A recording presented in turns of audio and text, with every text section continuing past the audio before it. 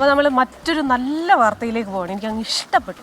അതായത് നമ്മുടെ നവോത്ഥാനങ്ങളിലൊക്കെ ഏറ്റവും പ്രധാനപ്പെട്ട ഒന്നായിരുന്നു ഈ ക്ഷേത്ര പ്രവേശനവുമായി ബന്ധപ്പെട്ടത്. ജാതിക്ക് അതീതമായി എല്ലാവർക്കും വിശ്വാസികൾക്ക് ക്ഷേത്രത്തിൽ കയറി പ്രാർത്ഥിക്കാം എന്നുള്ളതായിരുന്നു. അതപ്പം വൈക്കം ക്ഷേത്രം ഇതിൽ ഒരു പ്രധാനപ്പെട്ട പങ്ക് വഹിച്ച ഒരിടമാണ്. എന്തായാലും പ്രേക്ഷകർക്ക് അറിയാതിരിക്കാൻ സാധ്യതയില്ല. വൈക്കം ക്ഷേത്ര പ്രവേശന വിളംബരമൊക്കെ ഓർമ്മയിലേക്ക് വരികയാണ്. അപ്പം മറ്റൊരു നവോത്ഥാനത്തിന് കൂടി വഴിതെളിക്കുകയാണ് വൈക്കം മഹാദേവ ക്ഷേത്രം എന്നാണ് ഇപ്പോൾ വരുന്ന റിപ്പോർട്ട്. 12 വർഷത്തിൽ ഒരിക്കൽ മാത്രം നടത്തുന്ന വടക്കുപുറത്ത് പാട്ടിന് ജാതിയുടെ പേരിലുള്ള എതിരേൽപ്പുകൾ വേണ്ടെന്നാണ് കമ്മിറ്റിയുടെ തീരുമാനം.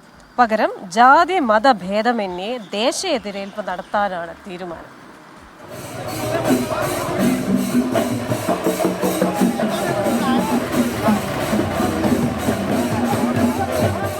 പന്ത്രണ്ട് വർഷത്തിൽ ഒരിക്കൽ നടക്കുന്ന വടക്കുപുറത്ത് പാട്ട് വിപുലമായ രീതിയിലാണ് വൈക്കം മഹാദേവ ക്ഷേത്രത്തിൽ നടത്തപ്പെടുന്നത്.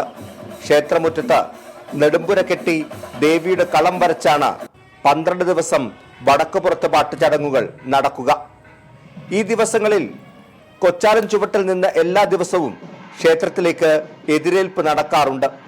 ഓരോ ദിവസവും ജാതി സംഘടനകളാണ് എതിരേൽപ്പ് നടത്തിപ്പോന്നിരുന്നത്. എന്നാൽ ഇനി മുതൽ ജാതിഭേദമന്യേ ദേശ എതിരേൽപ്പ് മതിയെന്നാണ് വടക്കുപുറത്ത് പാട്ട് അർച്ചന കമ്മിറ്റിയുടെ തീരുമാനം.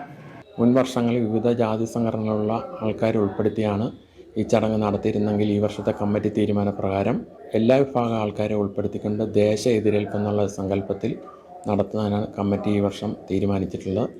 അതിൻ്റെ പ്രവർത്തനങ്ങളുമായി കമ്മിറ്റി മുന്നോട്ട് പോവുകയാണ്. എല്ലാ വിഭാഗം ആൾക്കാരുടെയും സഹകരണം ഇക്കാര്യത്തിൽ ഉണ്ടാവണമെന്ന് കമ്മിറ്റിയുടെ പേരിൽ അഭ്യർത്ഥിക്കുന്നു. ദേശ എതിരേൽപ്പാകുമ്പോൾ ജാതി തിരിച്ച എതിരേൽപ്പിന് ദിവസങ്ങൾ നൽകില്ല. എതിരേൽപ്പിന് അപേക്ഷ നൽകിയ സംഘടനകളിൽ നിന്നുള്ള 8 പേരെ വീതം ഉൾപ്പെടുത്തി എല്ലാ ദിവസവും 64 പേർ വിളക്കെടുക്കും. പുതിയ തീരുമാനത്തെ പിന്തുണച്ച് വിവിധ സാമുദായിക സംഘടനകളും രംഗത്തെത്തിയിട്ടുണ്ട്. വൈക്കം സത്യാഗ്രഹത്തിന്റെ അന്തസത്ത ഉൾക്കൊള്ളുന്ന തീരുമാനമായാണ് ഇതിനെ വിലയിരുത്തപ്പെടുന്നത്. ഏപ്രിൽ 2 മുതൽ 13 വരെയാണ് വടക്കുപുറത്ത് പാട്ട് നടക്കുക. 24 കോട്ടയം.